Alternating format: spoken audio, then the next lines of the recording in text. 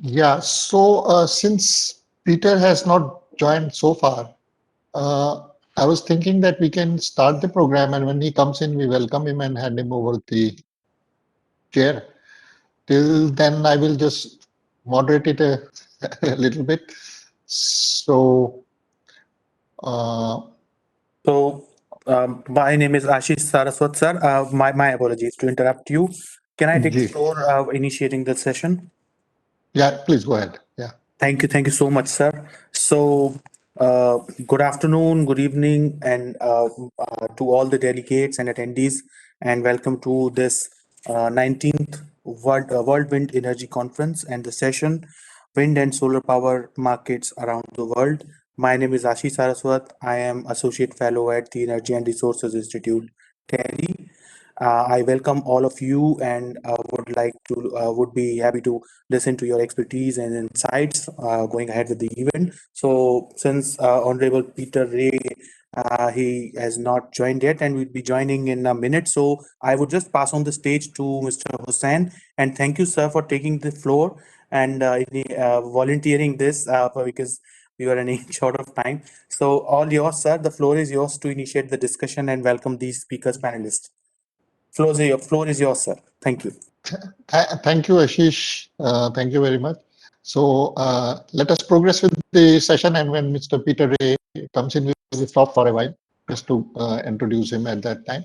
And as we go forward with this session, I think each of us can just take 2 minutes to introduce themselves. And I will just mention that I work on wind energy in India on various things, and I am associated with the World Wind Energy Association. And I would request Mr. Andrew Bray to introduce himself. Thank you, Johnny. So, sorry, can I just clarify how do you want to run the session? Or just if, do you want individual presentations or what's the format? We could have individual presentations if you have the presentations. Otherwise, according to the title of the session, we will have discussion about the solar and wind markets in the different parts of the world. So you could then, from your side, look at the market in Australia and any other parts in the Pacific, that you're looking at. Yeah. Okay. And the same will apply to others in more or less the same way. Yeah. Okay. So are you happy for me to introduce myself and give a sort of short 10-minute presentation? Would that work? It would be nice if we just introduce all of us, and then we can start with the presentation with you. Okay. Great. Excellent. Well, thank you very much. So I'm the National Director of Renewable Energy Alliance in Australia. We're actually an environmental not-for-profit group. We're not a sort of industry association as such. And a lot of our work is in between, if you like, sitting in between the community and industry. So we certainly want to make the energy transformation work as quickly and as well and as swiftly as we need to meet our climate goals.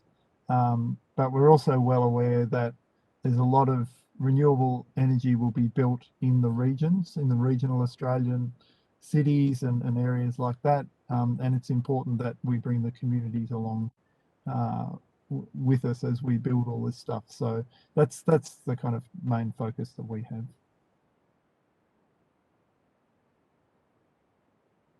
Nice to hear that. Now, Ashish has already introduced himself. So we move on to Professor Chuchi Arakawa. Chuchi, can you just give a short introduction? Thank you very much for the chance.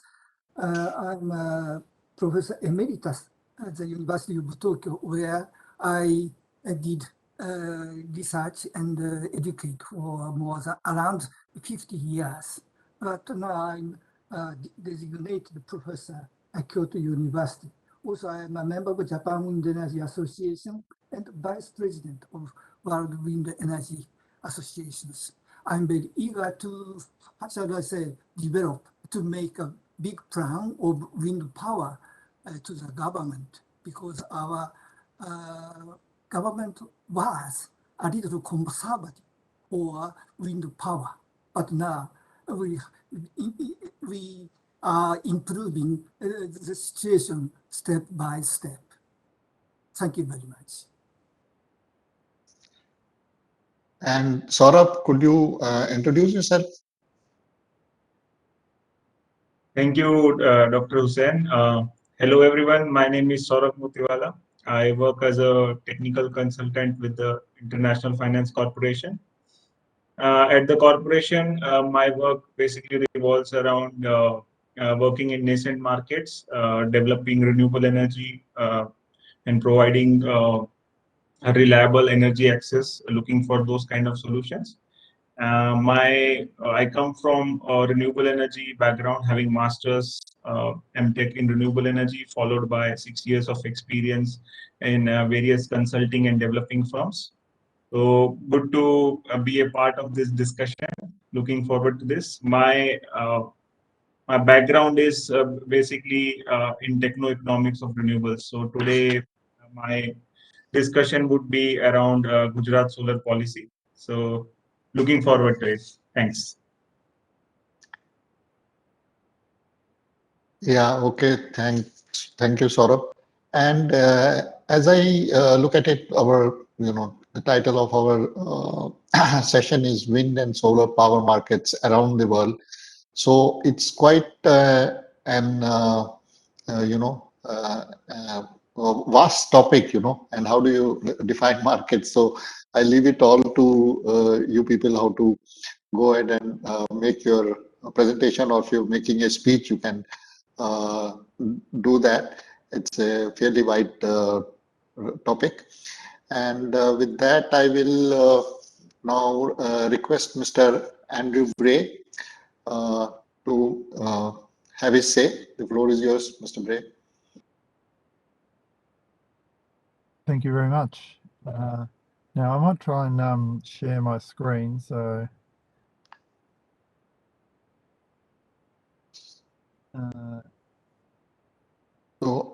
Yeah. can you see my banner page there? Yeah, we can see it. Yeah. Excellent. Thank you. And first of all, I just want to apologise because I will need to run off after this. It's sort of getting into the evening here, and we actually have a family event I need to attend to. So, so I'm sorry I won't be able to stay for the other presentations. But look, I've got some information on the Australian market, so I'll keep my comments restricted to that. But I've just introduced myself earlier, so we'll dive straight in. And so I've drawn a lot on a bit of a snapshot of where clean energy is at in Australia as at the end of last year, and you can see it in the bottom right there. It's the Clean Energy Council, who are the peak body for renewable energy in Australia, and it's their Clean Energy Australia report. So the diagram on the left shows the annual electricity generation in 2020, and you can see renewables there made up 27.7%. So a bit over a quarter of our energy came from renewables, wind, solar, and hydro. But still, if you add gas and coal together, we're still, almost 3/4 fossil fuel powered. So we've got quite a long way to go. To look at how that renewable energy is structured, in the second diagram there, wind is the largest. Wind is the largest contributor to renewable generation in Australia at 35.9%.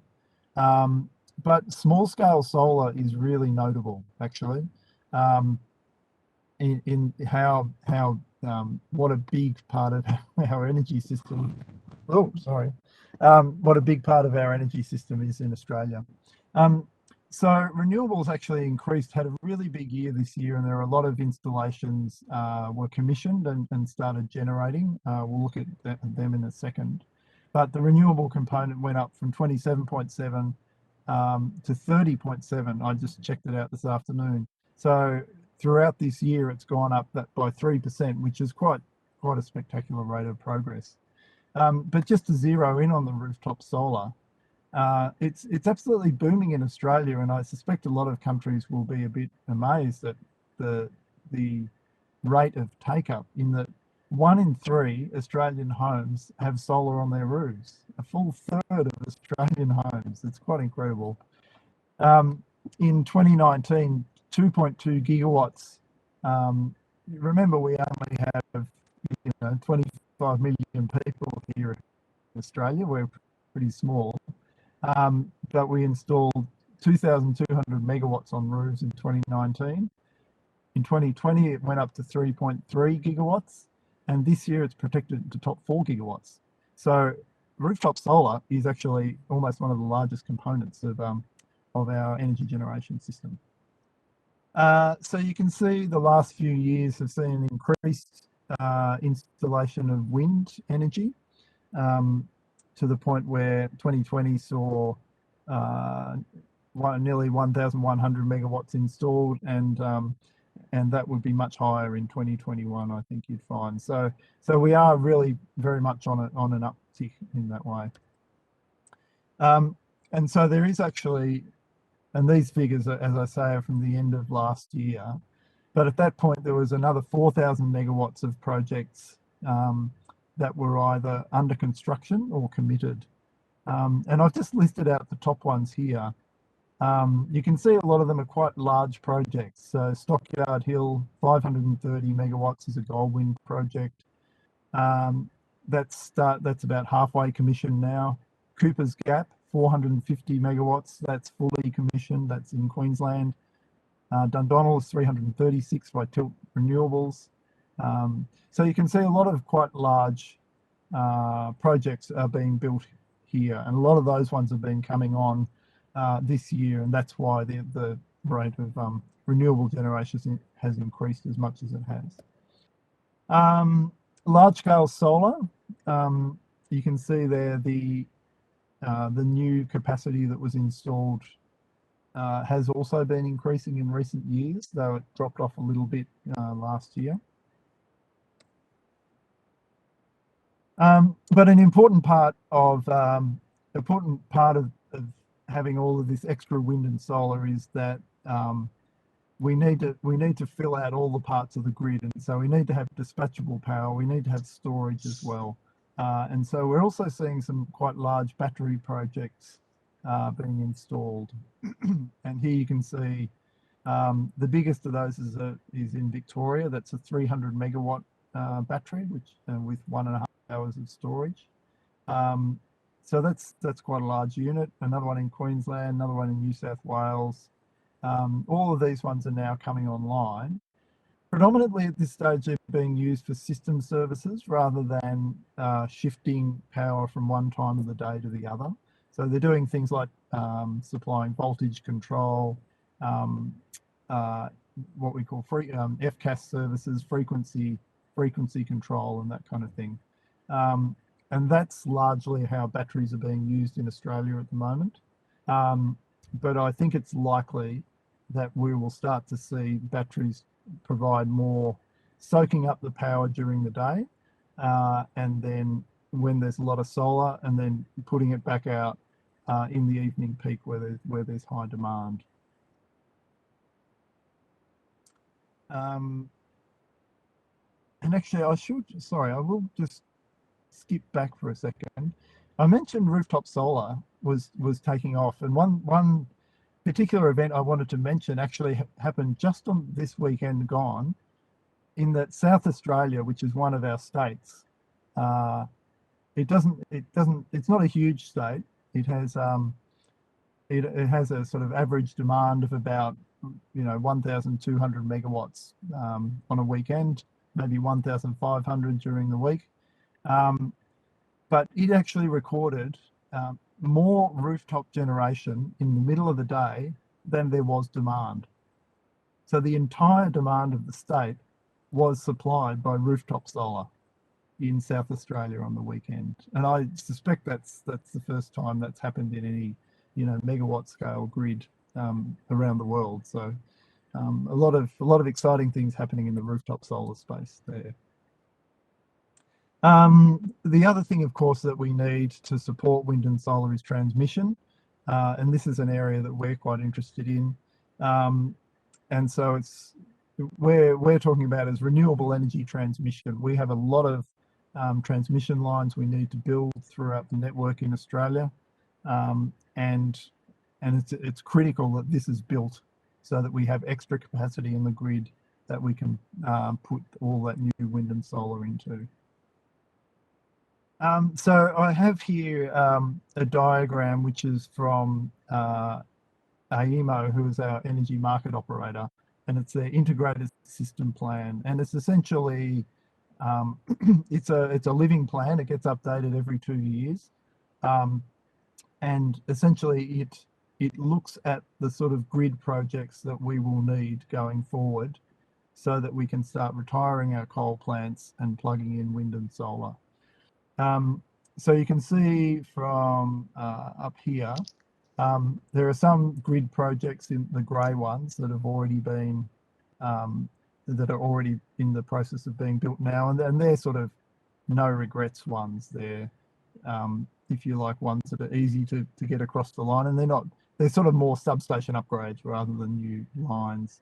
But the green ones there, actionable grid projects. You can see there's a very large one here from South Australia across to New South Wales.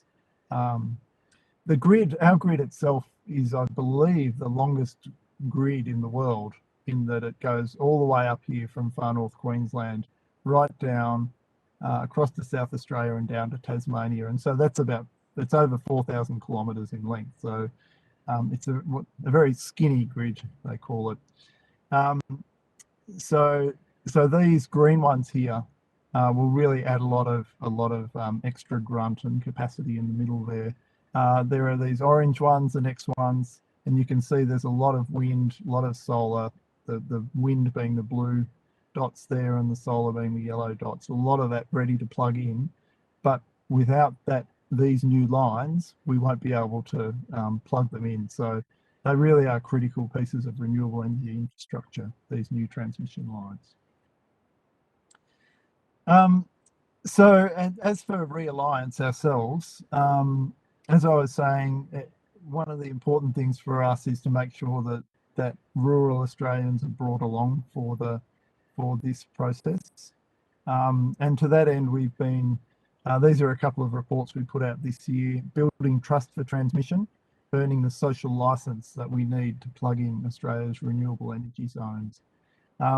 We actually haven't built large-scale transmission in this country for around 40 years. So in that time, we've had a privatised market introduced, but it's only really set up to do incremental upgrades to the grid. But what we need here is, like, you know, over a dozen large projects, you know, multi-billion-dollar projects, and we need a regulatory system that can, you know, really get that stuff built. And it needs to be paying landholders properly for use of their land. So that's something we're campaigning for. And over here, the Community Benefits Handbook, you know, what are the sort of things that rural communities, if they're going to have wind farms, solar farms, transmission lines, what can they expect from these ones, and what are the benefits that they should be able to get out of it? So looking forward, and I'm about to wrap up, but the direction here is that we have a lot of coal plants left, but their closure is accelerating. And over the last year, with all that increase in renewable capacity, it's actually it's suppressed wholesale prices quite dramatically. And so particularly in the middle of the day, we often get negative prices in the markets because there's so much power, so much largely solar power, but a lot of wind as well. And that is really putting a lot of financial pressure on the coal plants. You know, I think Australia in our recent, turning up at Glasgow, we didn't cover ourselves in glory at all. And unfortunately, the federal government is not leading an emissions-based closure of coal, so we need to leave it to the markets.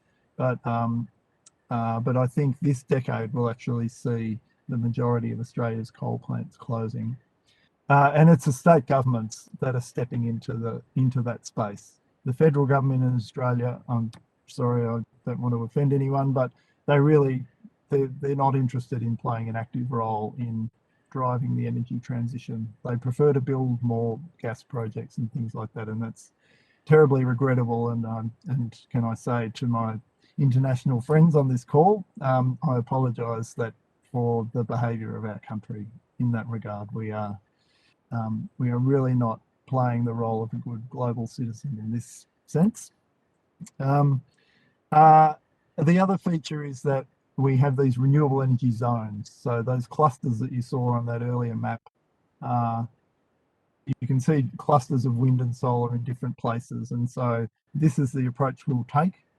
We'll find places of high wind and solar resources, build transmission lines out to them, and get that power happening in those places, and then pulled into the demand centres of the capital cities. So with that, I think I'll leave it there. I'll be able to hang around for a couple more minutes, but then I'll have to drop off. But thank you very much for the opportunity. I really appreciated it. Thank you, Andrew. Thank you very much for this very insightful presentation about the renewable energy in Australia. I can see that Mr. Peter Ray, who was originally to moderate this session, has joined. Peter, can you hear us? Yes, I can. Yes. Can you hear me all right? So, yeah. So I apologise for holding things up, and thank you, Jamie, for organising for it to continue on. I had a problem. The computer just wouldn't do what I was asking it to do. Eventually got there. So we move on then from Andrew's presentation, for which you've thanked him, and apparently there are no questions, or did you ask for questions? So since Andrew wants to leave early, I will just ask him a few questions, and if there are any other questions, people can ask him. The question I have is that with regard to these solar rooftops that you have many, so these are basically mostly families and things like that also who are setting these up. Do they have some sort of a market in which they can, forecast their solar power and sell it, and that kind of thing? If you could just give some insight on that. Yeah, they do.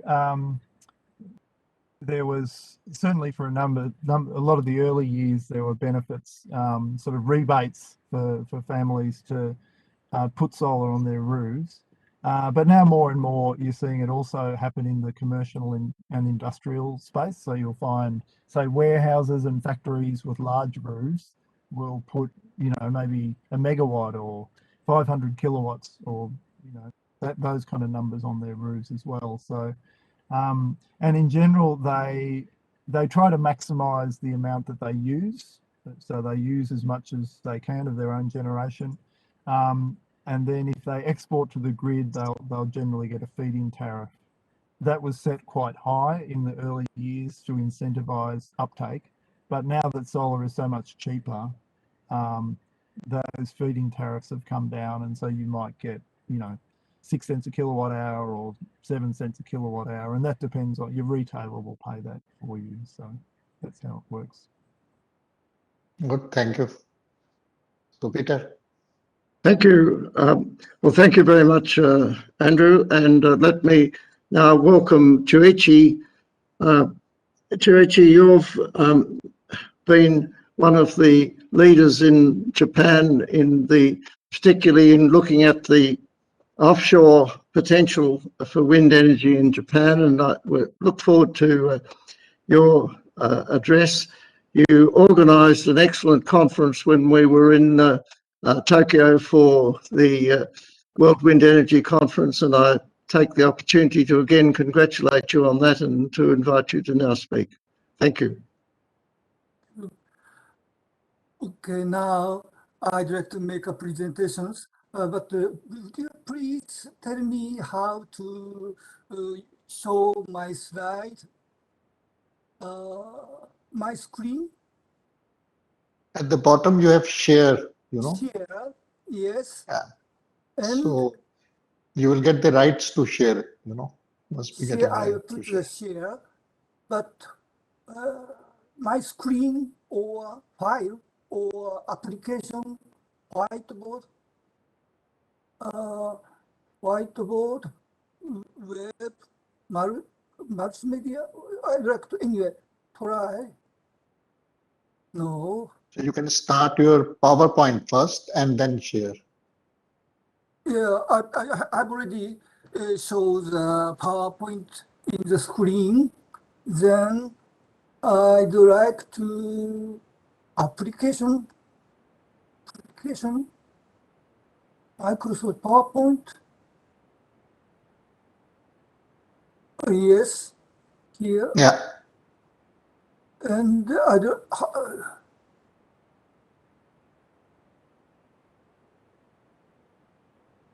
it's okay. Oh, easy. Thank you very much. I'm not familiar with this systems, and thank you very much for your kind introduction, Peter. So anyway, I'd like to introduce Japan market of wind power generations. What shall I say here? Yes. Our capacity is only 4.4 gigawatt in Japan against 744 gigawatt in the world here. This is a increase of our capacity in Japanese style. We had a big accident in earthquake and nuclear power plant. At that time, we would expect a big increase of wind power, but for wind power, the increase is very, very small, shown in this figure. Anyway, last year, we reached just 4.4 gigawatt. But we are eager to develop offshore wind, especially offshore wind, available in the large exclusive economic zone of ocean. And of course, the government has continued to design offshore wind promotion area using the new law. I would like to explain the situation, but of course, my explanation, my presentation is a little pessimistic, but our government is also eager to do advance step by step. Yes, you can see our capacity change of renewables between 2017 to 2019 in the world. This is a total accumulation of renewables in the world. 2017, 2019, coming from the material of LEN 21. Of course, leader in the world now is China is here. First, second, third, fourth, India, and fifth, Japan. I didn't believe this figure because the total accumulation of wind power is very, very small in Japan. But in Japan, we have the big power of photovoltaic, like here. As I already explained, wind power is just 4.4 gigawatt in Japan in 2020, but PV is 71 gigawatt. Maybe the second or third order, top three or top second. Yeah, but anyway, in Japan, PV has become very popular. and the leader among the renewable energy in Japan. Of course, in the field of offshore wind, we are developing our typical offshore wind, especially the floating offshore wind, because our island is surrounded with Pacific Ocean. The depth of the sea is very, very large. So we are very eager to develop a floating offshore wind. The first project was Nagasaki Goto project, something like that. We started it 2010, 2 megawatt downwind turbine, hybrid spar, something like that. And now this project is selected and expanded as the first offshore wind farm under the new act or Generation Sea area, not port area, Generation Public Sea area.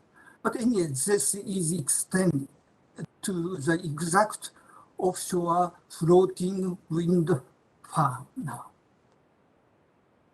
Of course, the famous one in Japan is the so-called Fukushima project, organized by METI, the strongest ministry of the government. But yes, big size. We use more than 70 billion Japanese yen. It means 700 million US dollars. Big budget, big scale project. But unfortunately, I think that initial design was not so good. It's a very short time while discussing the exact status. So finally, all turbines have been moved now after 2 or 3 years operation.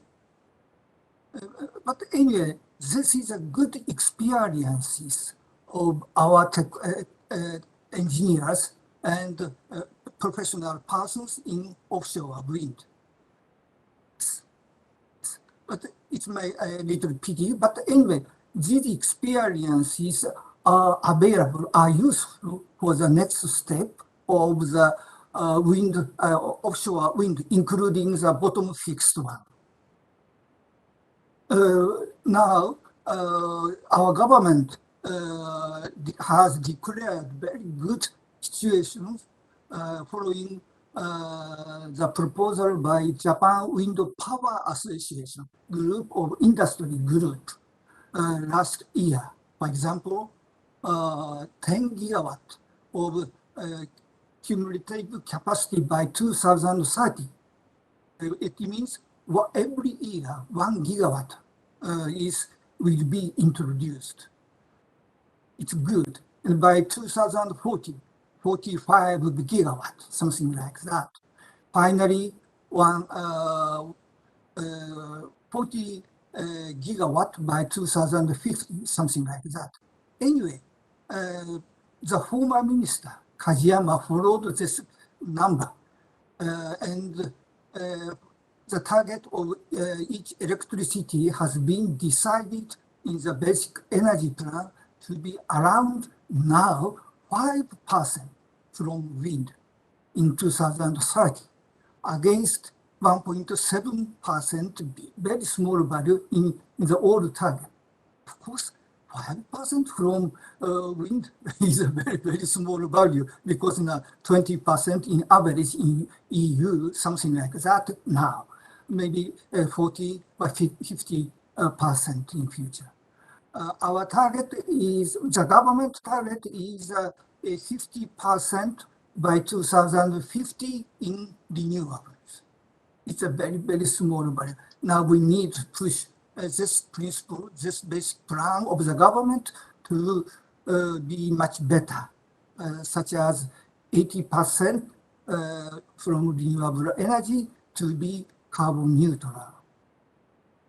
Yes, this is a figure. What I have already explained, Now, the new target is in the government is hydro 11%. It's the same, but solar 16%. Solar is now maybe 71 gigawatt. It means now 100 gigawatt, something like that. Wind is 5%. It means 30 gigawatt by 2030, including 10 gigawatt by in the offshore wind. Anyway, the target of the government by 2030 is 36 to 38% in the electricity. So in order to realize this number, the government is very eager to push the offshore wind. They fixed the Offshore Wind Promotion Act 2 years ago, and we have so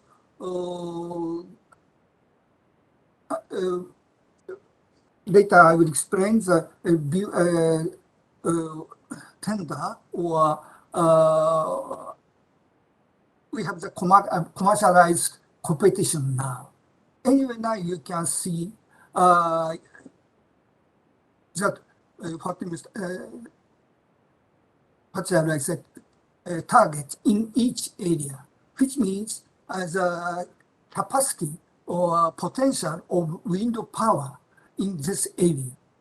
Tokyo is here, of course, but now we have the big potentials in Hokkaido, north part of the big island, and Tohoku area from the 500 kilometers north from Tokyo. We have the big potentials, but we have another problem of electric grid systems. Now the government is thinking about introducing the new big size of the direct drive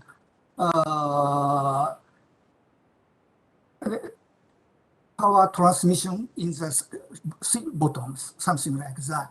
Anyway, our potential of wind power is assigned in only the north area. It's a big problem. In the former time, this is the reason why this was the reason why the government didn't like to accept wind power. Yes, furthermore, we have the two areas with currencies, 50 hertz, 60 hertz in small size of Japan. It's a big problem. It's very difficult to exchange electricity each other. But now we are preparing some machine to transport between two areas or another high voltage DC power transmission in the sea.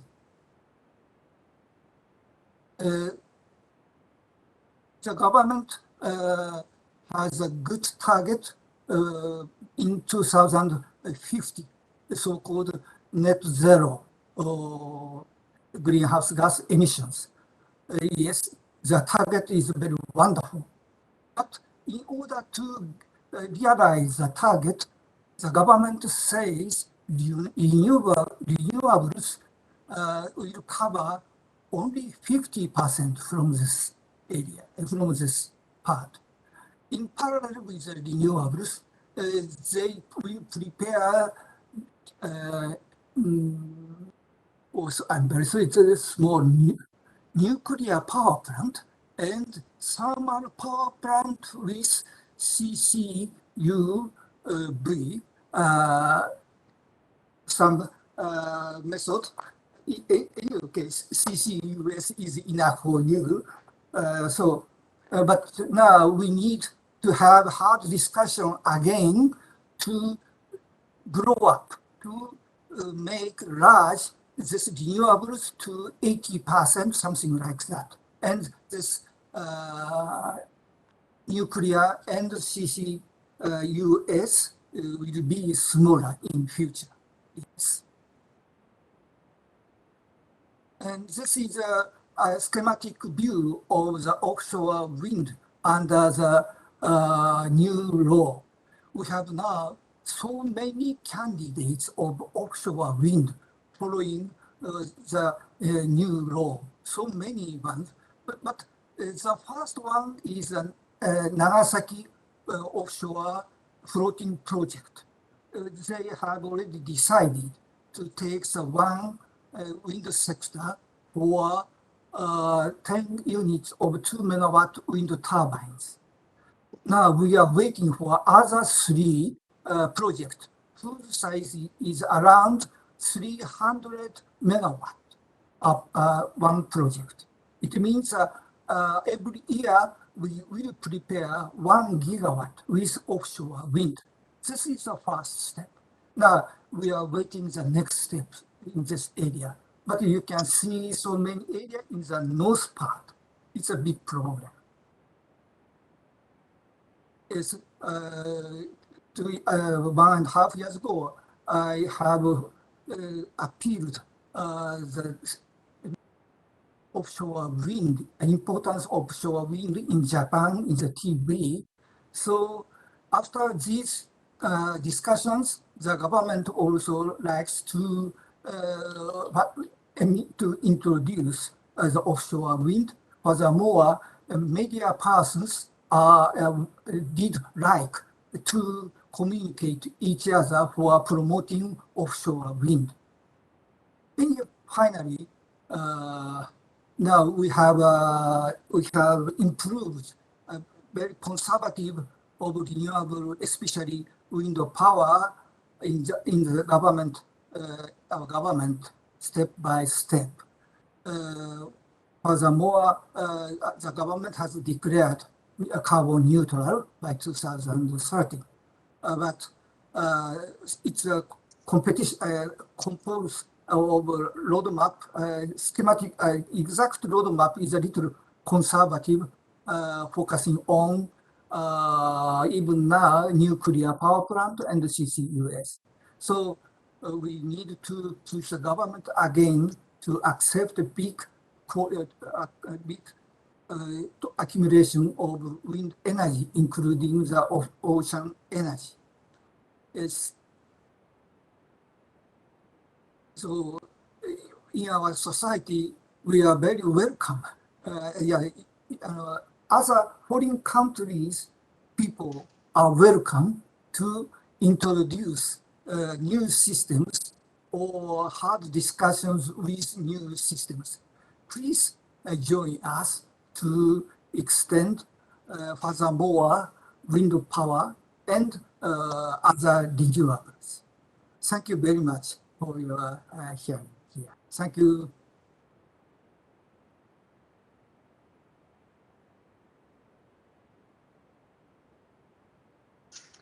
Thank you. Are there any questions? Are there any questions in the chat? We could look at that.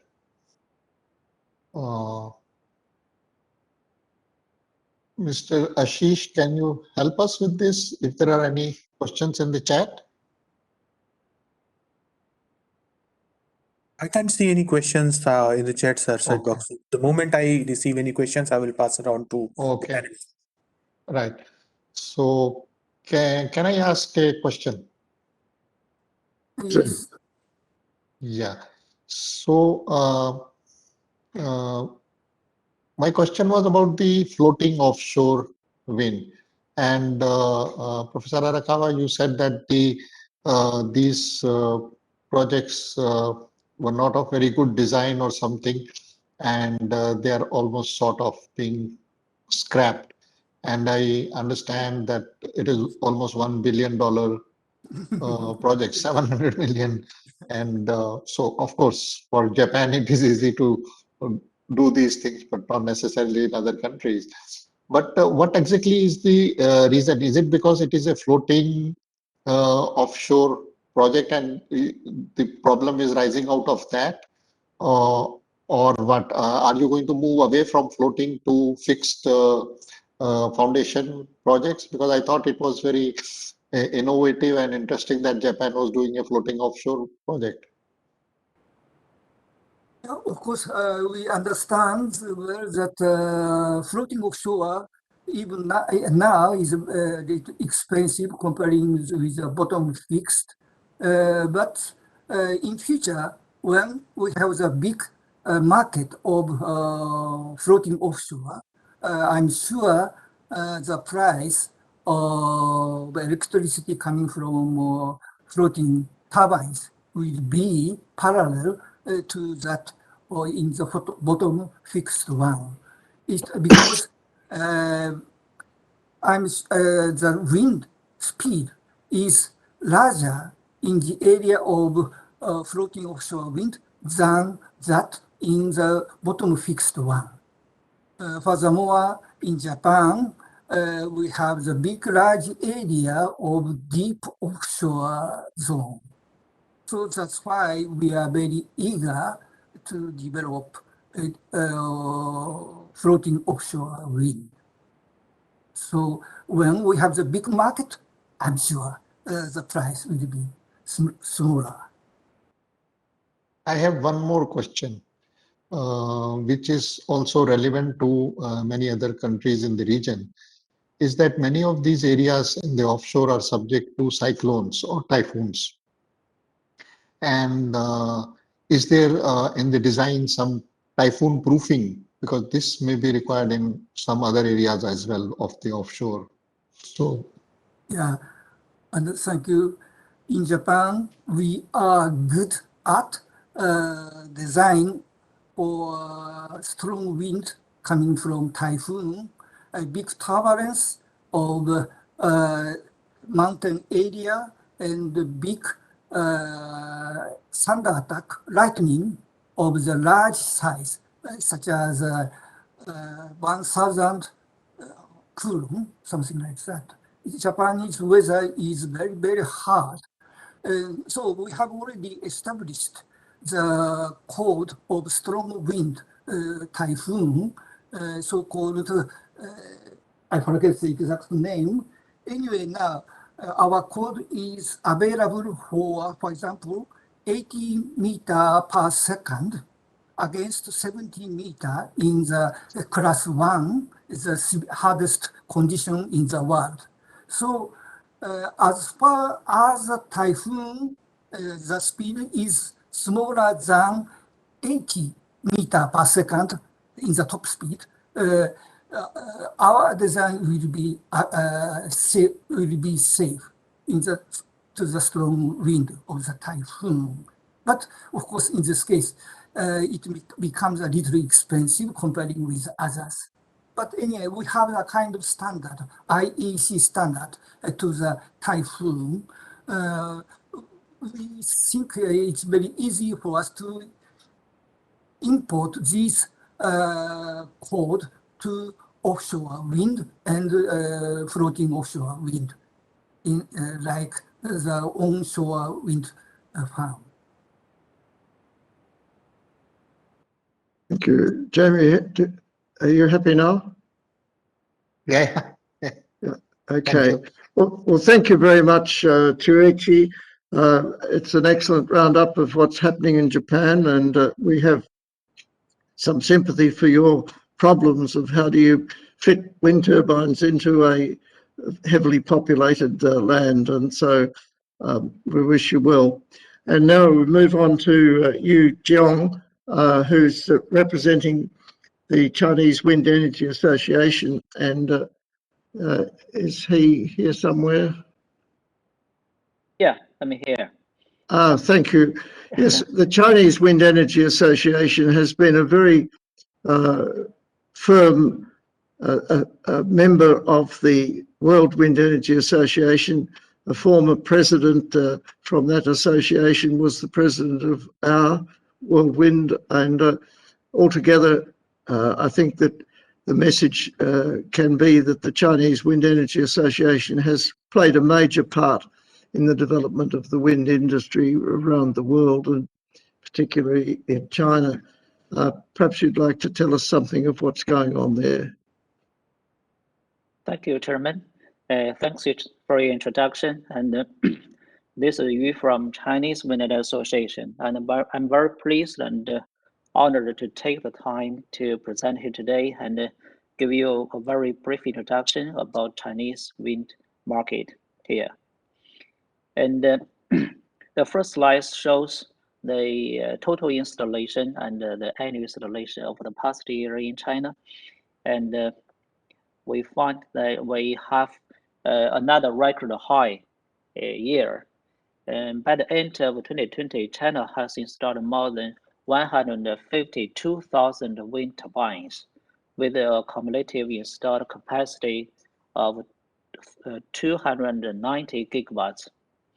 And also for in the last year, we have newly installed 20,000 wind turbines, and the new installation is about 55 gigawatts, almost 55 gigawatts. And also in terms of offshore wind power, for the last year, we also have another record high year. It's a total of about 10 gigawatts, and then the newly installed is about 4 gigawatts. So far, the Chinese offshore wind market is now become the biggest one, so surpass the England offshore wind market. So the Chinese wind market, offshore wind market is the biggest one also. And also, wind power now in China has becomes the third largest power source, accounting for 6% of the electricity generation, just following coal-fired power and hydropower. And also for the market chain, it's relatively mature for today. So for the past year, we have 20 OEMs, that means wind turbine manufacturers in Chinese market has installation records. And but it's a very concentrated market. So for the top 5 companies have a total market share of 2 of the third, more than 65%. And for the cumulative installed capacity for the manufacturing companies as well is also very concentrated. The top 10 OEMs has about 10 gigawatts market share and occupies the share of 80%. And also there are more than 200 developers, and means including the owners, right, and the investors. So it's a very big market, but it's also very concentrated because the top 15 companies has installed the capacity total more than 39 gigawatts and occupies nearly 72% for the new market. And also they occupies the 75% of the total market for the first 15 for the top 15 markets, including the state-owned companies, the local-owned companies, and the private companies. And we will see there will be more investors and developers join in the market because more decentralized wind power projects will be launched in the future. And in terms of the export market, by the end of last year, China's wind turbines have been exported to 38 countries. And we can see there are more new four markets added, including Canada, Croatia, Vietnam, and Greece. But in comparison with the domestic market, the export market is relatively small. And also Chinese wind power cost, we can see it's dropped by about 50% in the past 10 years. So it's very big achievement for us. And we also will see it will drop by another 50% in the next 5 years.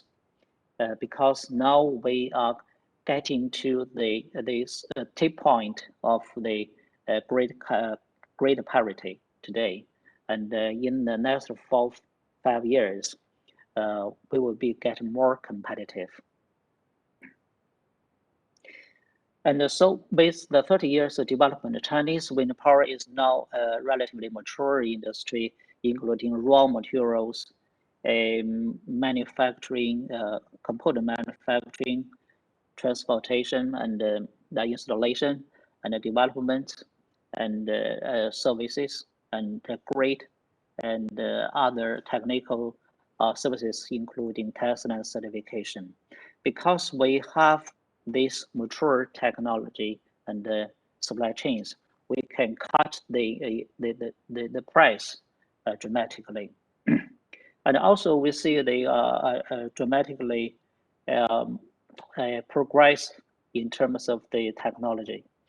So the trend of large-scale wind turbines is very obvious. For now, for the onshore wind, the main turbines is about 4 to 5 megawatts. I mean per unit in terms of per unit capacity. And for the offshore wind is more than 10 gigawatts. And we see this also the prototype of 16 megawatts unit have been installed today.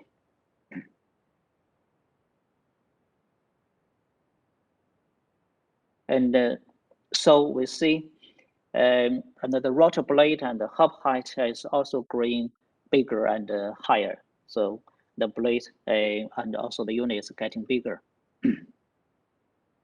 And also we see the market share of medium speed technologies is also growing. So in history, we have the direct drive and semi-direct drives, but for now, the semi-direct drive the technology rules is growing very dramatically. So that's the status for the Chinese power market, what is happening now. But what's going to happen in the next 5 years? Because we are just now on the stage of the 14th five-year plan. And as everybody knows, the central government has set a very clear and determinate targets for the carbon peak and neutrality.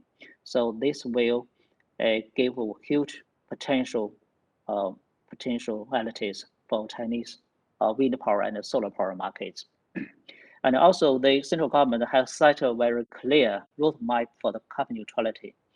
For the energy supply side, we, in terms of the electricity sector, we have to develop more renewable energy.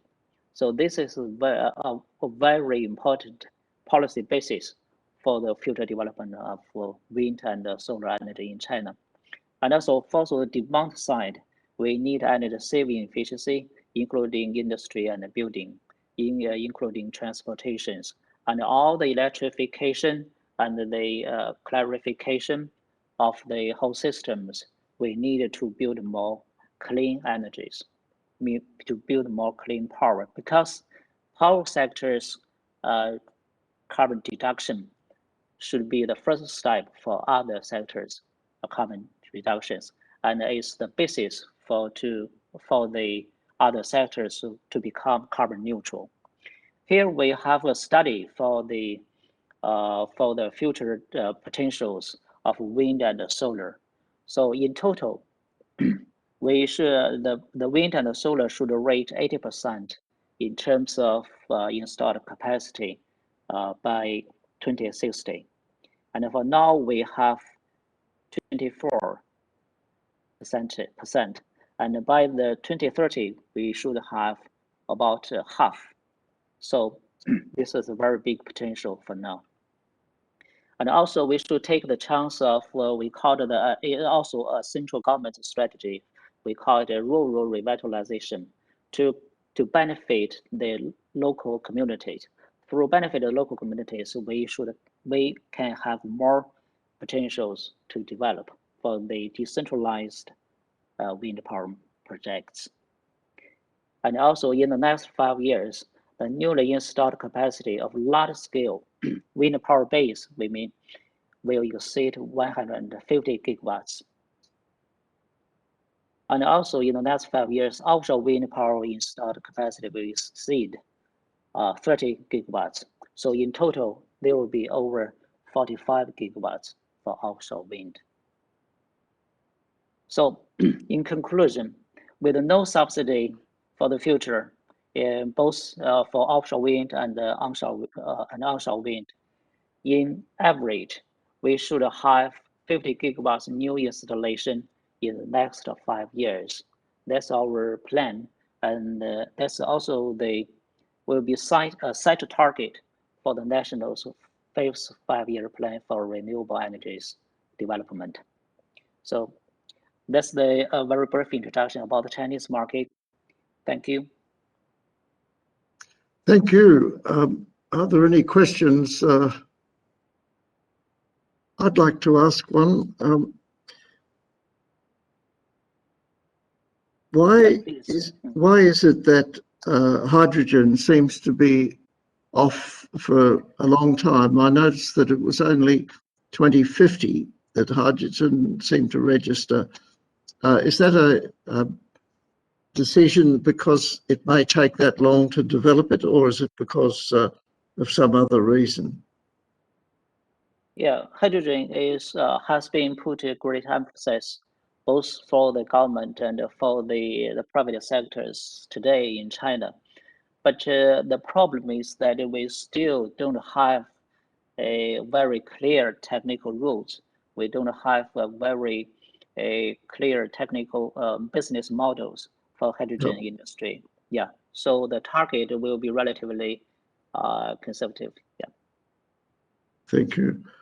And one other one, I noticed when we were in Pakistan that Three Gorges was developing wind farms in Pakistan. To what extent does Three Gorges, which I see rates about halfway down the scale that you showed us, to what extent is it developing offshore in other countries and offshore in at all? Is Three Gorges developing offshore, and is Three Gorges developing to a large extent in other countries? Yeah, I think the Three Gorges, including other big companies, developers in China, they have plans to develop resources outside China. They are happy and they plan to invest in the globe. So I think that's their plan. Yeah. Thank you very much. Well, thank you very much, and again, thank you. Thank you to the Chinese Wind Energy Association for the help that it has given over the years to the World Wind Energy Association. It's much appreciated. Jamie, you've next on the list, and Jamie, of course, is very well known in India, so that the audience which we have is likely to be familiar with Jamie's knowledge and involvement in renewable energy. I think I first knew Jamie in about 2004, 2005. That's quite a long time ago. And at that time, he was well into the industry. So he's got a capacity to be able to talk to us on this subject. And I look forward to hearing from you, Jamie. So thank you, Peter, for the introduction. Yeah, I've been around in this field for reasonably quite a bit of time. The talk today that we have is about wind power in India and South Asia. And South Asia, as you can make out, is these countries around the Indian subcontinent. We have India, Nepal, Bhutan, Bangladesh, Sri Lanka. And interestingly, in the international community, there is very little known about what is happening in these countries. And so far we had a discussion from Japan. We had a discussion from China, which is a very big part of Asia. And with this South Asia, we will cover most of the Asia, leaving aside some of the countries in Southeast Asia, which is Philippines and Indonesia, Malaysia, So this photograph that you see is of a site in India which is called Chitradurga. It is a class 1 site, and you can see the wind turbines are almost into the clouds. The thing about these hills is that they rise almost to about 900 meters above sea level. And this is an interesting aspect of the regions which are tropical, that normally in the tropical areas, we do not have very high wind speeds.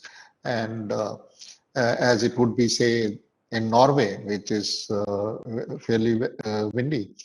So what happens is there are some special conditions of terrain and the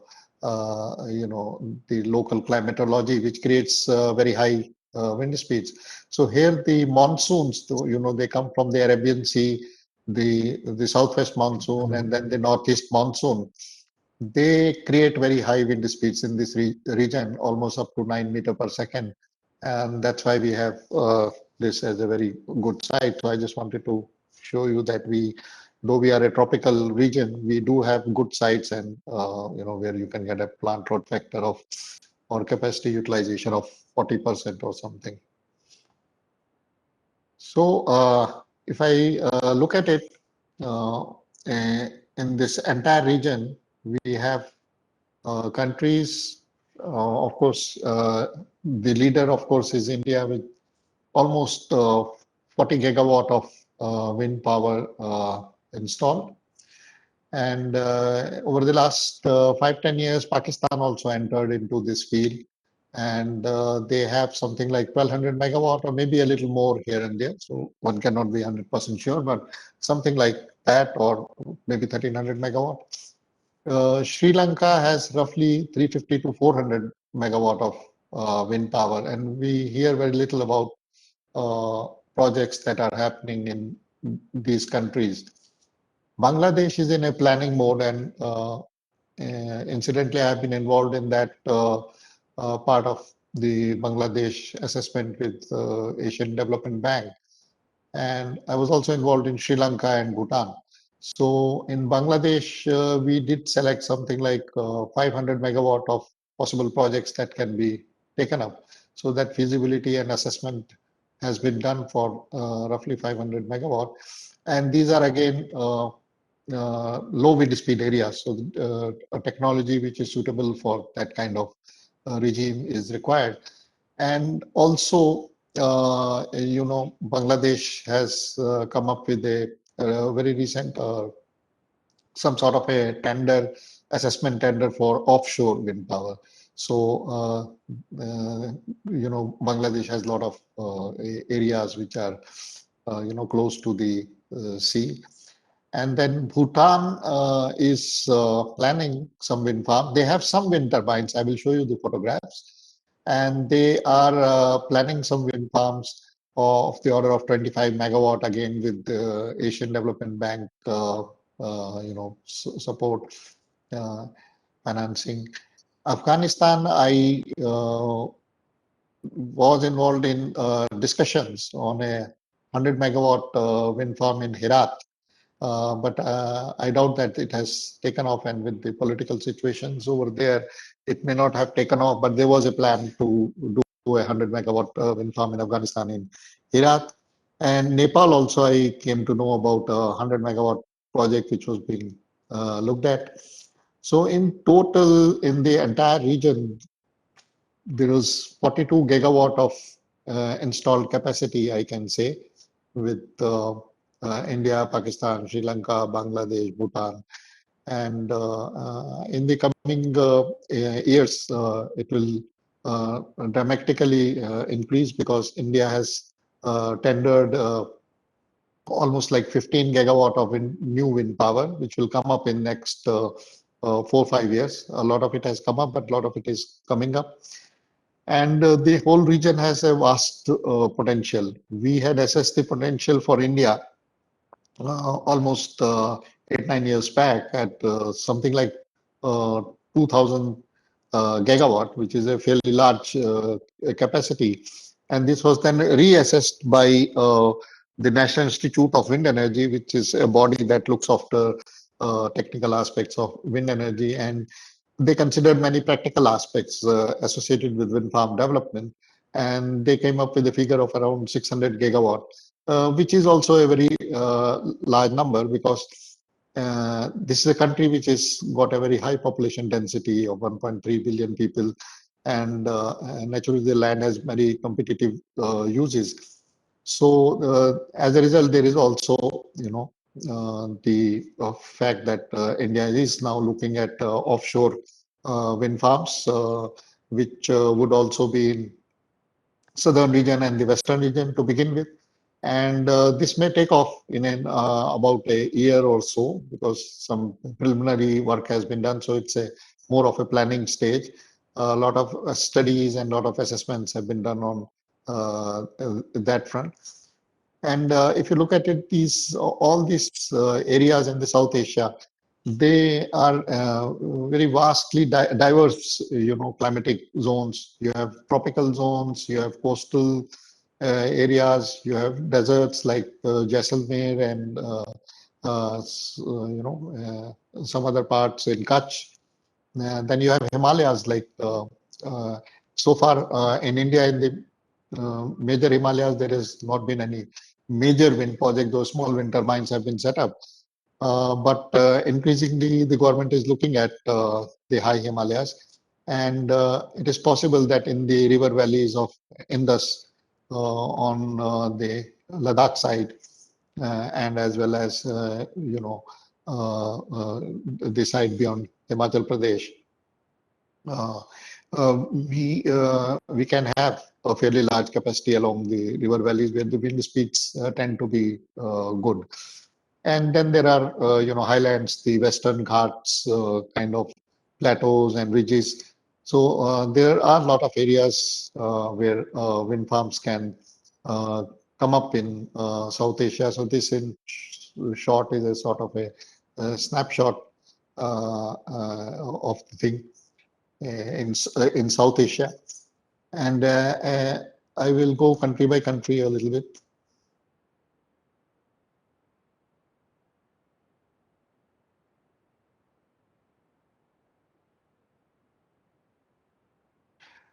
So let us first take up India, and this shows how the wind power installations have grown over a period of time till 2020. So it was almost like 38 gigawatt in 37, 38 gigawatt in 2020, and now it is we are approaching the end of 2021, and the installed capacity is more than 39 gigawatt. So I have just, approximately, it's almost like 40 gigawatt of wind power in India.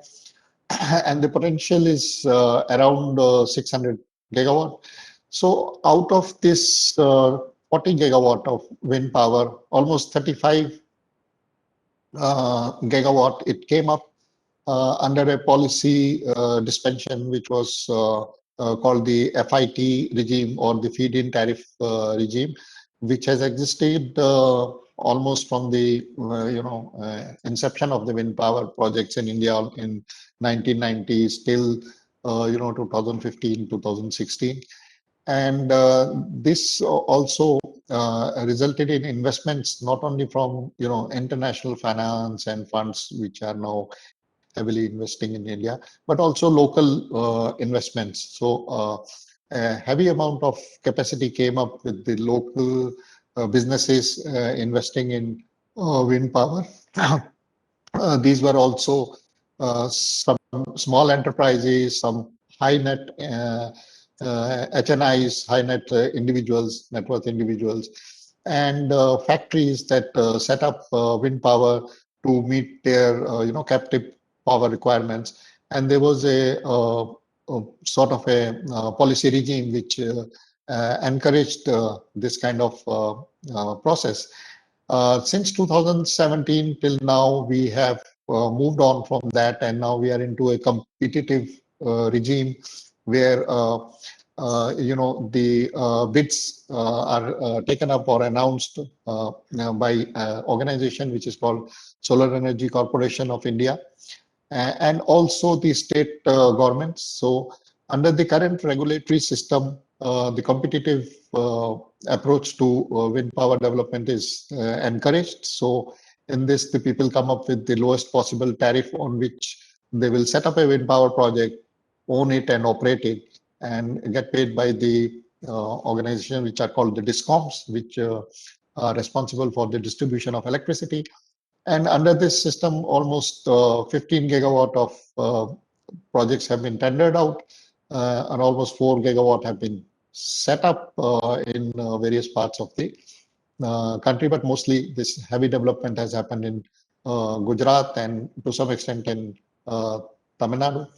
So this is the, in crux, what has happened. These SECI bid rounds I have written here shortly. There have been 11 rounds, almost about 1,000 megawatt or, 2,000 megawatt each. And some of them earlier were smaller ones. And there are also rounds of bidding or tender which are for hybrid power projects. This in the morning, Mr. Sumant Sinha was also talking about, and as well as Dr. Ajay Mathur in the opening session. This is an interesting kind of development in India where the stakeholders have to put together a mix of wind and solar and then bid for it, and these are called the hybrids.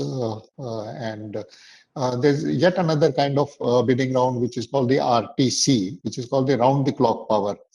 And this again, Sumant Sinha mentioned that 80% plant load factor you can get by the RTC round, which is very good for the grid, and it is almost like a thermal power project. And in this, again, there is a combination of 2 or 3 sources of power, and primarily wind and solar. So this somehow this enables a more balanced kind of utilization of sun and the wind. Now, in addition to this, the government has been looking at developing offshore projects, and regions have been identified where offshore projects can be taken up. Very detailed studies have been done. LIDAR instruments have been set up to measure wind speeds. And in these areas, we can get wind speeds of something like up to 8 to 9 meter per second. So the wind speeds are high in the offshore region, so it will give you a higher plant load factor. But the only thing is that the initial projects may be requiring a higher investment. And as we see in Japan, they almost invested $1 billion in their offshore floating projects. In India, I'm not sure, but I think will be probably initially fixed foundation projects, and the regions have been identified for that purpose. The manufacturing capacity in India is roughly around 10 to 12 gigawatt per year, and all the manufacturers more or less are required to manufacture wind turbine in India, and they are spread out across the country. One major hub is Tamil Nadu, where a lot of capacity is there and a lot of factories also, but also in Pune, Maharashtra, and Gujarat, we have the manufacturing capacities for wind turbines and related equipment such as blades and all. This is an area where offshore projects are being explored, and in total, this is one area, and the other area which I have not shown here, of course, is in a Gulf of Khambat in Gujarat. And in these two areas together, it is possible to get something like 30 gigawatt or 30,000 megawatt of capacity in the offshore region. Though initially we may have some 2,000-3,000 megawatt in the initial tenders, but ultimately such a capacity is possible. Now, in this entire thing, and also in the context of the entire South Asian region, the grid is an important element. And in India, a lot of initiative and a lot of efforts have been gone in creating what is called the green corridors. Transmission lines which are almost at 1000 kV, 765 kV, or 400 kV have been laid out over very large distances, and they are primarily catering to evacuation of renewable energy, solar, and wind. And so these transmission facilities, when we go in for SECI kind of bids, one has to connect to the national transmission system. In India, we have a federal structure, so we have state level transmission system which are managed by the state government, and we have federal or national level transmission system which is managed at the national level. And so these SECI projects, they normally connect to the national electricity grid, while there are also projects which are connected to the state level grid. So this is how it is. And as we move on from India and look at the region, we have many transmission linkages with the nearby countries. We have linkages with Bangladesh, we have linkages with Bhutan, Nepal, and these linkages will also enable transmission of renewable energy. And this we look at further. So this is a project in Sri Lanka, though Sri Lanka has something like 350 megawatt of wind power. This is a new project just along the coast of Mannar, and has been financed by ADB and is owned by Ceylon Electricity Board, CEB, about 103 megawatt. I think it's almost commissioned now. And with this, the total capacity in Sri Lanka is almost like 350 to 400 megawatts. Earlier projects have been done. This is in north of Sri Lanka, Mannar, which is very close to the area or the waters of India. And further south in Sri Lanka, there are many areas where on the coast and also inland, wind farms and wind turbines have been set up. Sri Lanka has been active in wind energy for almost like 20 years. They earlier used to have a system of small power purchase agreement under which people could set up 10 megawatt or 20 megawatt of wind power projects, and that did enable them to beef up the capacities quite significantly. And very recently, with this 100 megawatt project in the Gulf of Mannar, they have a reasonably good amount of wind power. Now, some regions in Sri Lanka get very good wind speeds due to the local climatic conditions between India and Sri Lanka happening over there. And this is a site in Pakistan. This is Jimpir area. 1200 megawatts have been set up in Pakistan in different areas, but around this area in south, mostly of Pakistan and of Karachi area. And they have also a system which is something like feed-in tariff, but in future they may go for bidding or tendering, whatever, something like that.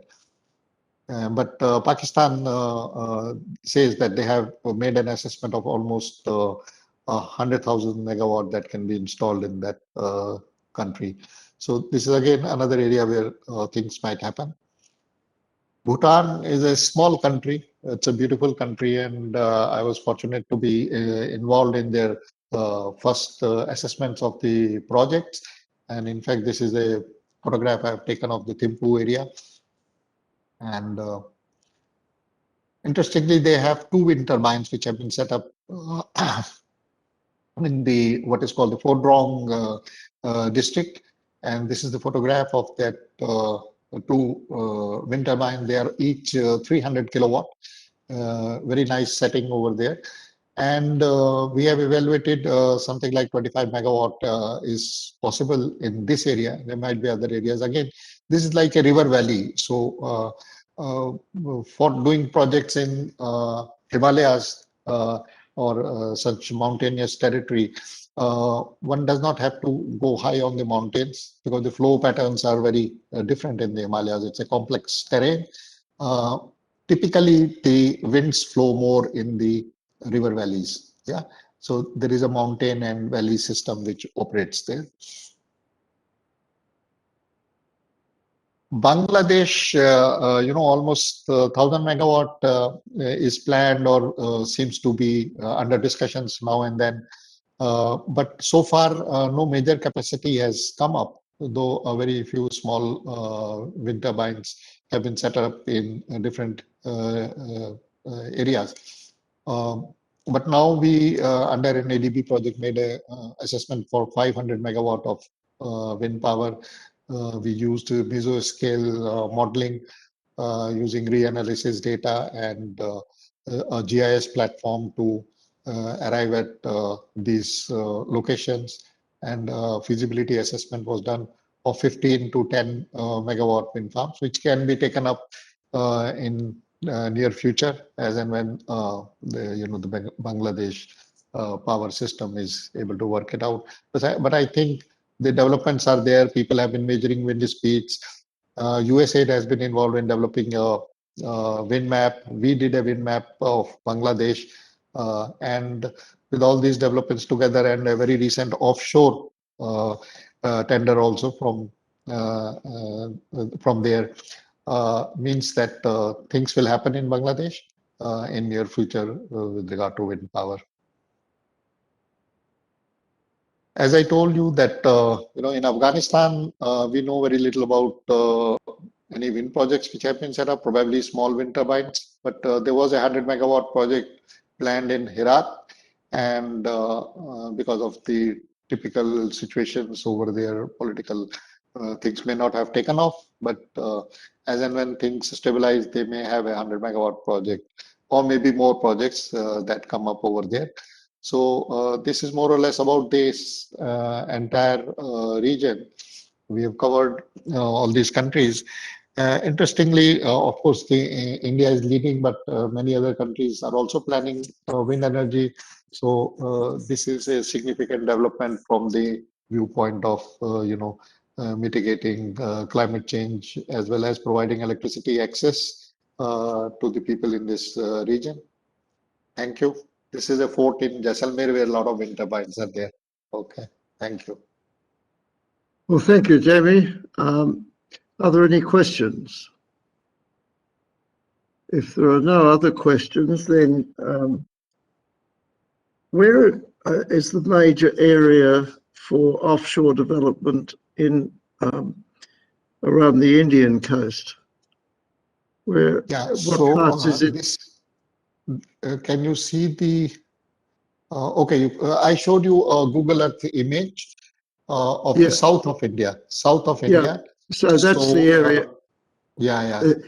That plan you showed of South India and part of Bangladesh, part of Sri Lanka, is that the one that? And it's in that. That's one major area. That's one major area. Okay. Yeah. Thank you. Well, thank you very much. And that was an excellent coverage of the area, and I've got a lot of notes as a result of it.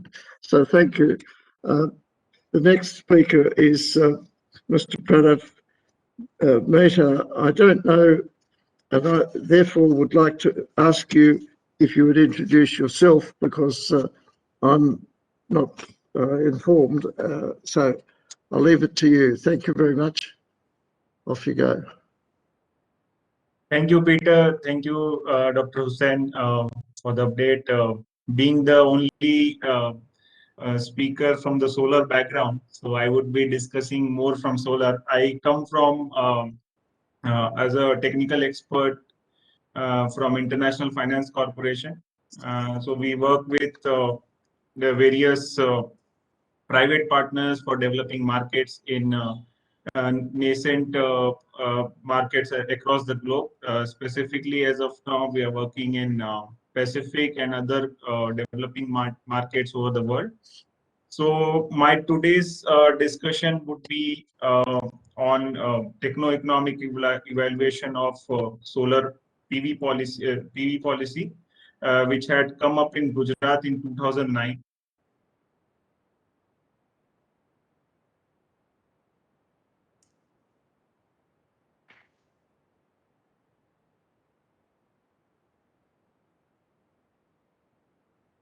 Yeah. So why is it relevant? Because in today's market, we have seen solar growth exponentially as compared to wind. solar, as it is easy to install, the resource assessment also doesn't involve much integrities as such. So the solar market across the world has developed in the last decade or so. Also, the sharp fall in prices of modules has also contributed. But as we move ahead and we look for various other potential areas of solar installations, like floating solar has already come up. And on a commercial scale, we are now talking about 100 megawatt, 200 megawatts of floating solar. It's always important to realize how the older assets have been performing, especially in India, how it started. So this has been a landmark policy which had come up in the state of Gujarat much before the National Solar Mission. So today, I would be just discussing a few key points as to why we need performance evaluation, why we are discussing that, what is the significance of the Gujarat Solar Policy 2009, uh, some of the analysis of the projects and key highlights which we were able to find out after that study, and what is the way forward. So mostly the data source which we have used is available in the public domain. We have used that for analysis. As we very well know, India has set an ambitious target now after COP. The target has been revamped to 500 gigawatt of renewables by 2030. Today, we stand somewhere about 100 gigawatts. And if we talk specifically about utility scale solar, it's more than 40 gigawatts. But on the other hand, we also see the tariffs tumbling down below 2 rupees. So in this highly competitive market, it is always important to realize how well the assets are performing after commissioning. It will definitely and developers and other stakeholders already have a few benchmarks to evaluate the performance of their projects based on their involvement in the project and their stake in the project. Basically, financial structuring of most of solar PV projects are done at P50, say a DSCR of 1.2x at P50. In case of wind projects, mostly the developers and lenders go for P90, but of course it depends on the particular stakeholder what their financial structure looks like. As I mentioned earlier, wind resource is more uncertain as compared to solar. Solar is comparatively easier once we do this. Once we arrive at a P50 number, it's very it's not that complicated to look at how the P75 or P90 number looks like, and accordingly we can freeze the financial model. Persistently, if the asset is underperforming across multiple years, that could hit the developer and the lender big way in terms of the project reserves. Recently, KWH Analytics have been publishing reports on the performance of solar projects being commissioned in the US. And they have observed and on an average, the projects are performing below around 7% from their P50 values. Again, in older Indian projects, this number could go anywhere around 30 to 40%. So this, when we look at the gigawatt installed capacity of solar in India, this underperforming assets solar capacity could be in gigawatts. So it is always recommended to do a aggressive performance analysis, set benchmarks of performance, which would help stakeholders to strike a balance when we talk about assuring the quality of EPC and O&M, and also looking at the expected returns which we are planning to have from the project. Coming to the Gujarat Solar Policy 2009, as we are well aware, Gujarat, the northwest part of India, specifically the states of Gujarat and Rajasthan, are blessed with high solar radiation and more than 300 days of 300 sunny days a year. So these regions have always been a preferred choice for most of the solar project developers. In 2009, this policy had come up by the Gujarat government, and it saw around a gigawatt of installations, which has been a landmark policy in the country. Total installed capacity today of Gujarat somewhere is around somewhere 2.5 gigawatts, but that particular policy had a lot of attributes, as in they allowed feed-in tariffs, they allowed CDM benefits, and also the evacuation infrastructure supports were proposed to encourage developments through this policy. Minimum capacity size was around 5 megawatt, while the cumulative size was capped at somewhere around 500 megawatt. In 2012, the regulatory authority of the state, which is Gujarat Electricity Regulatory Commission, became the first state regulatory authority in the country to issue a tariff order related to solar. So the levelized tariff which they arrived at was rupees 12.54 per unit for solar PV, and for solar thermal it was around 9. An year after this policy, the government of India had come up with Jawaharlal Nehru's National Solar Mission, as we call it. In contrast to this feed-in tariff regime provided by the Gujarat Solar Policy, JNSM was more based on the competitive bidding. Coming specifically to the policy, other attributes where they gave power purchase agreements were signed with the developers for 25 years, and the tariff was set in a way that a feed-in tariff of straight away of rupees 15 per unit for first 12 years was given, and for the remaining 13 years it was around 5 rupees. The calculations were done on a capital cost of rupees 16.5 crores per megawatt, which is somewhere around 3 to 3.5 crores per megawatt right now. And the CUF, or we call it plant load factor, was considered to be around 20%. So based on our analysis, which we have done from the data available publicly, we could look at around close to 40 such solar projects with a cumulative capacity of more than 500 megawatts. Around 13 projects were of 5 megawatt capacity each. Around 10 projects were of 10 megawatt capacity. Around 7 projects of 15 megawatt. And rest of the projects were between 20 megawatt to 40 megawatt. So on an average, the DC to AC ratio was observed to be around 1. As of today, we are talking about a DC to AC ratio of 1.7, whereas these projects were installed initially with a DC to AC ratio of 1. On an average, what we could look at based on the data available, the annual CUF values varied from 14% to 22%.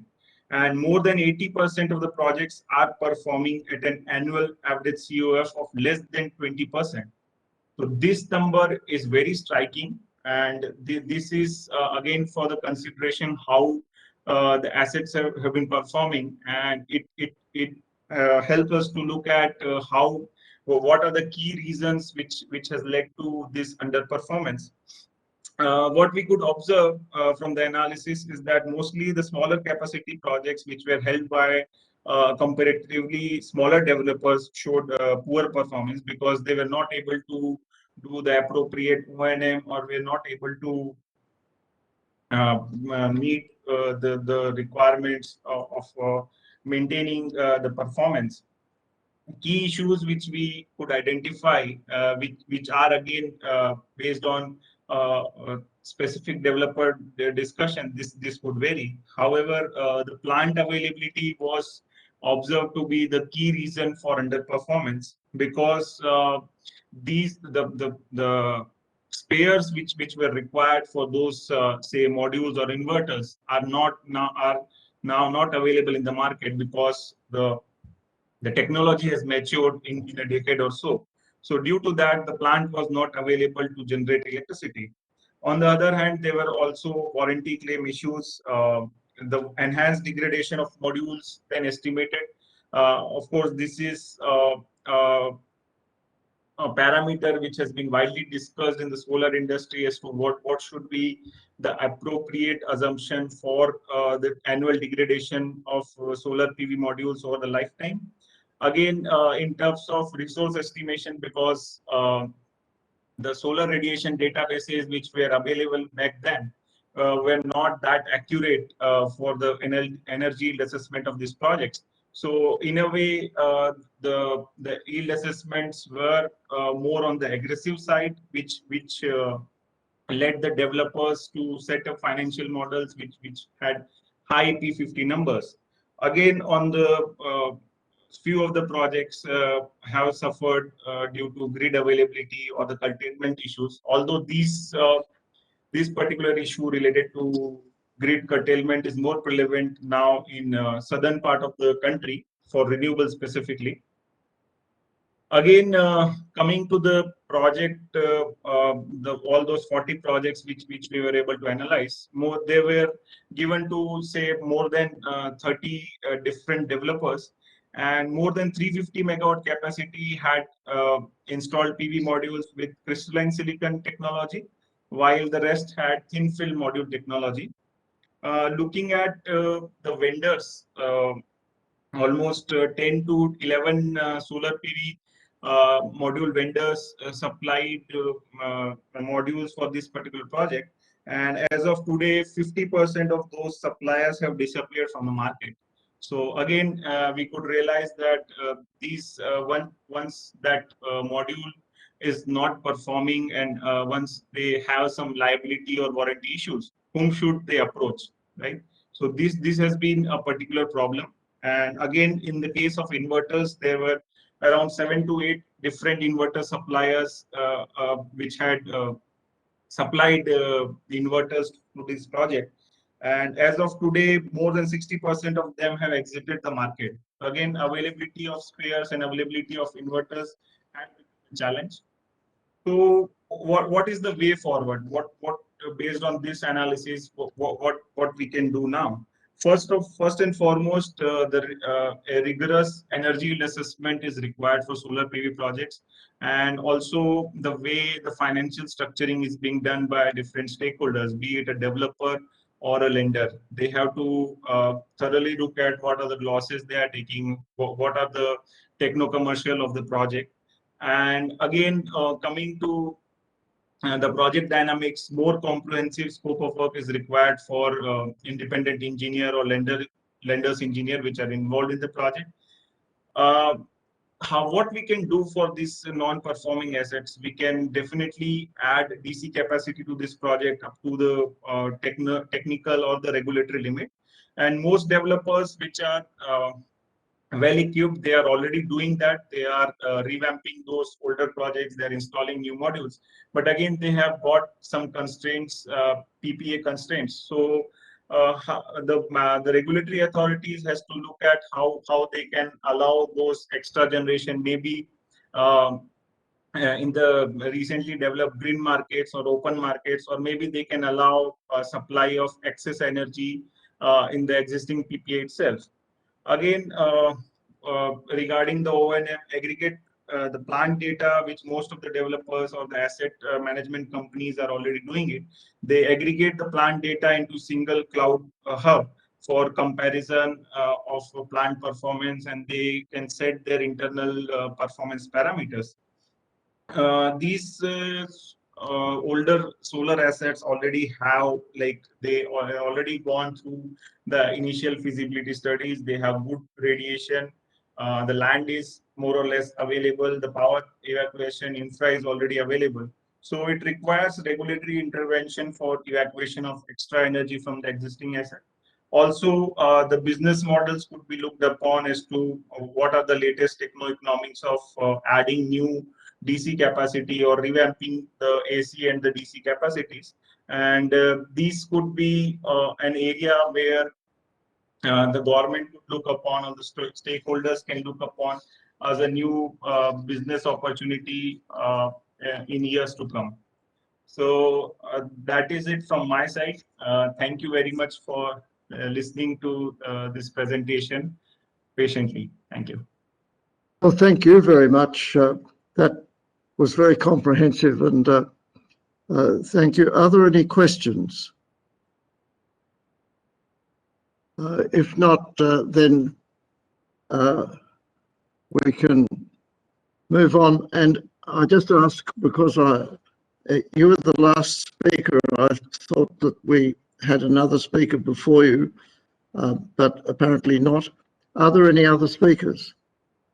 If not, then we can start to wind up this session. But what I'd like to do is to invite anybody who would like to comment on the whole session, and see whether any of those who participated would like to comment. If not, Jamie, would you like to? Yeah, I would just like to say that we have covered a very good part of the world in this session, and also comprehensively on solar as well as wind. So we covered entire, China, we covered Japan, and we also covered solar in India, in addition to the South Asian region that I discussed about. So we had a fairly good overview of solar and wind markets in this region, Asia Pacific, I would say, including Australia. And Lubre also gave a very good presentation of the solar rooftop and wind and everything. Yeah. Thank you. Well, that then means that we can conclude this session. Just before we close, I'd like to apologise again for the problems at the start, which I had, and I thank Jamie for standing in to get on with the session. I'd also like to say that my friend Andrew Bray sometimes has a bit more pessimistic view about the Australian situation than do I. I think Australia's doing quite well with or without the aid of governments. Tasmania is over 100% renewable. South Australia is often wholly renewable energy. The Australian system the total Australian grid is substantially renewable on some days. And so I think Australia's going quite well, notwithstanding some of the political difficulties that exist. So I just make that point. We've got a lot of plans. We're looking into hydrogen very strongly and looking into offshore. There's a CRC, a combined universities organisation, which is doing a lot of work in relation to the blue economy, the offshore economy, and various parts of it, not only wind.